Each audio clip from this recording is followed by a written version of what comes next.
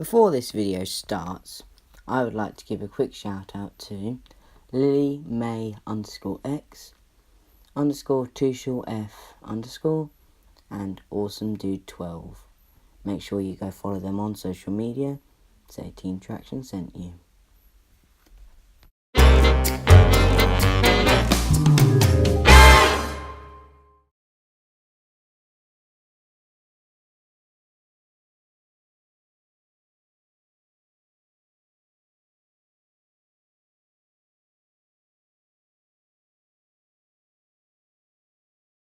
Hello YouTube, Team Traction here, and today's video is the first in a series of workshop videos where we will be doing certain things with railway models, converting them, painting them, weathering them, you name it, we'll hopefully try and do it.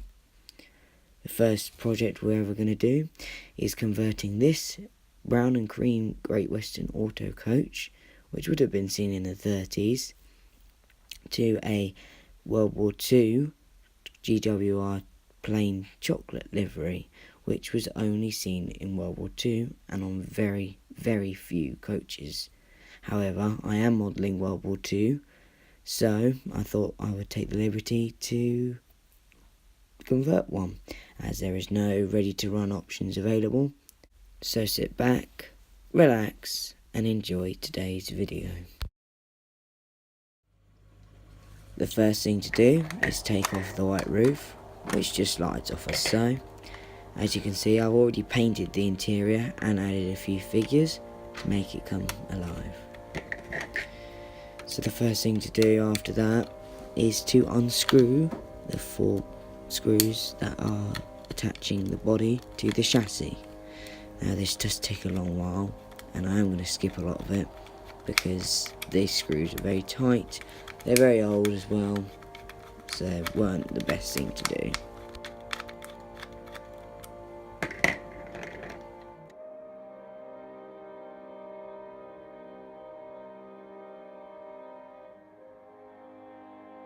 And here is the coach, now in pieces. The coach has now been cleaned and prepared, ready for its transformation from a white roof to a grey roof. We are using some just general purpose spray paint grey primer, which I don't know, it works for me and it gives a nice finish. So, without further ado, let's get spray painting. Here is the finished roof, all painted.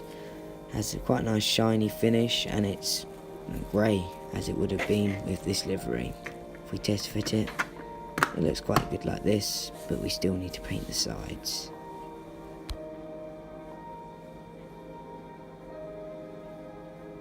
We can also take a look at it from the front. As you can see, they've got windows on the front and the back.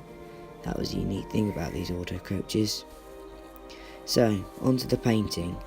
Before we put any paint on this model though, we need to mask off the windows to stop any paint getting in them.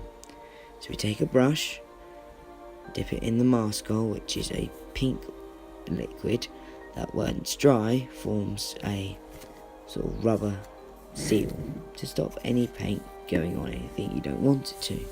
Essentially like masking tape, only better. So you can put as little or as much as you want on the window. You just paint it on and you let it dry. Once it's dried, you can then go over with your paints, knowing that your overcoat will not get on any of the windows or anything else you don't want being painted. Again, I'm going to speed up this process as it took quite a while to do.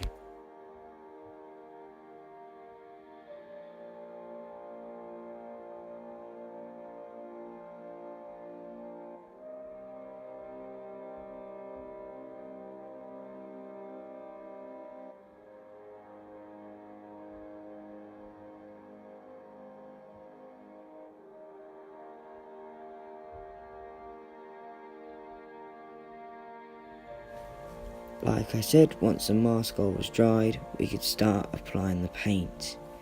This is Phoenix Precision enamel paint, which is a Great Western brown, which was mainly used for goods vehicles, but it could have been used for coaches, like in this example.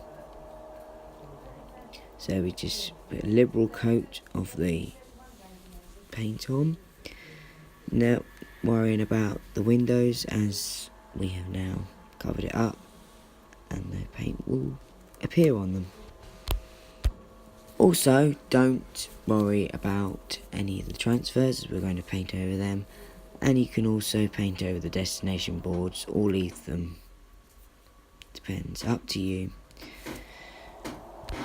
But once dry, and before we take off the mascot, which has dried to a very translucent purple covering, we do need to go over the model, as it's still very shiny, with some matte coat.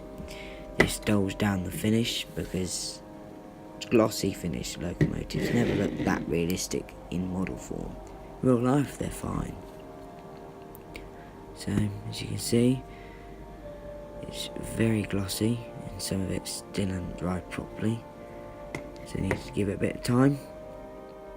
But yeah, you just liberally apply matte coat onto the model, and once that's dry it gives a lot flatter finish, which is what we're after. Right, now we get a toothpick and we literally just scrape off the mascot. As you can see on the windows, it is a bit of a pain because some paint is dried over it, but once you've got it, it just comes off like a bit of elastic or rubber, and it's completely clear again. This is the footage sped up of me clearing all of the windows, including the little ones at the top. Quite time consuming, but it was definitely worth it. Meant all my windows were spotless.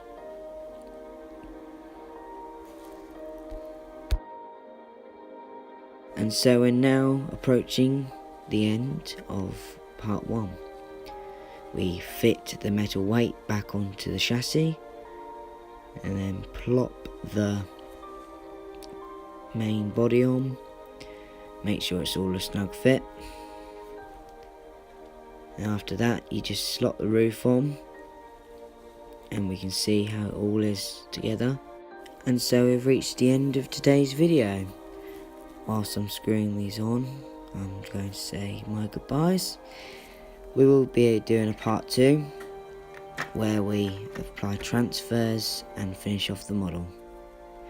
So that's all for now, and thank you for watching.